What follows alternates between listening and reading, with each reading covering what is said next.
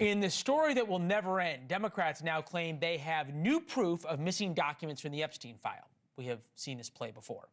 NBC News reports the DOJ has not released some Epstein files related to a woman who made an allegation against Trump. The timing matters. There are no coincidences in Washington, because tomorrow it's Democrats in the hot seat. Bill and Hillary Clinton will sit down for a taped deposition by House Republicans about their involvement in the Epstein saga. It will be under oath in their hometown of Chappaqua, New York.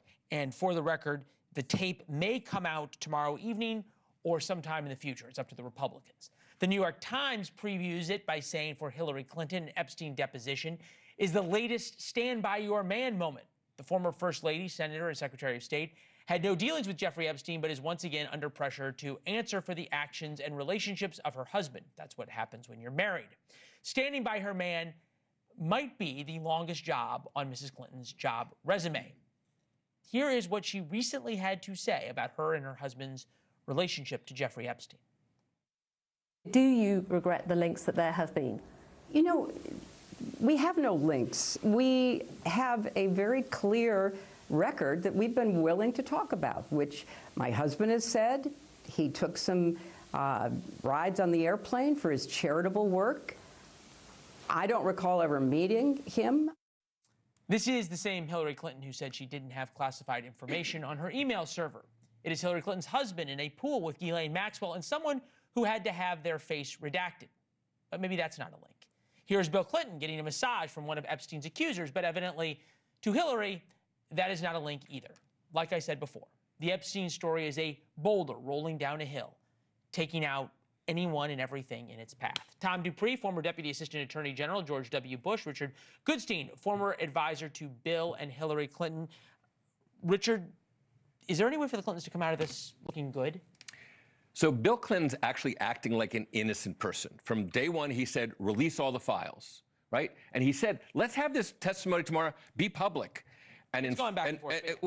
But that was what they said at the end of the day. Let this be public, and the Republicans said no. Trump's acting like a guilty person, right? I was wondering how long it was going to take him to... Well, because the contrast is so sharp. Let me just 10 seconds. Trump could have released the documents, didn't.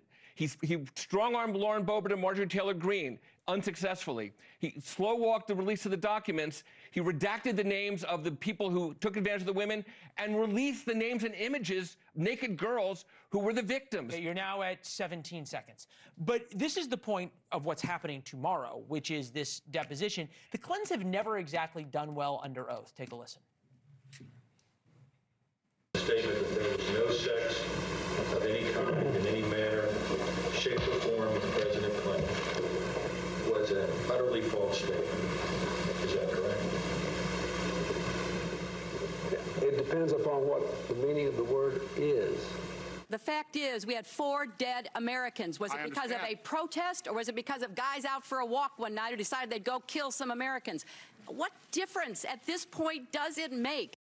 Tom Dupree, if you were the Clintons' lawyer, would you advise them just to take the Fifth the whole time? Well, it depends on whether or not they did something that would require them taking the Fifth. Look, for one thing, I feel like we're back in the 1990s. You know, the clips that we saw, you know, it's Bill Clinton testifying under oath. There's always the possibility for magical moments when Bill Clinton testifies under oath, because he can't resist trying to show that he's smarter than everyone in the room and that he digs himself a deep hole. So there's a good possibility something will come out of it. But as far as taking the Fifth, look, I mean, if you take the Clinton statements at face value, which I don't normally, but if you credit it, then they have nothing to fear, right? If Hillary Clinton is right, that there are no links, no connections between the Clintons and Epstein, well, then she should have no problem testifying under oath, saying we had nothing, no knowledge, nothing to do with this. Let her testify. There'd be no reason for her to take the Fifth. What is the best case scenario for the Clintons out of this? You're treating this like it's on the up and up. Like, this is not what It's Washington. Nothing is on the up. Okay, but I'm saying this is James Comer trying to have a big misdirection. We're really sucking wind politically. We're desperate to find something, and maybe we can do something with the Clintons, okay? And this segment, they're asking about the Fifth. That's nonsense. He has nothing to take the Fifth Amendment about. What a good outcome is, it's obvious to the public that there's nothing that they did, that any association with him was all about the charity. I think the thing that's most amazing about this is what the New York Times said, is that the Clintons, since, as you point out, the 1990s, early 1990s, have never been able to get away from Bill Clinton's involvement with other women. It has always been what is Okay, and again, you're playing into James Comer's strategy. This is not Bill Clinton's involvement with other women. Thank you for watching. Subscribe below and download our NewsNation app right now on your phone, and you will get fact-based, unbiased news for all Americans.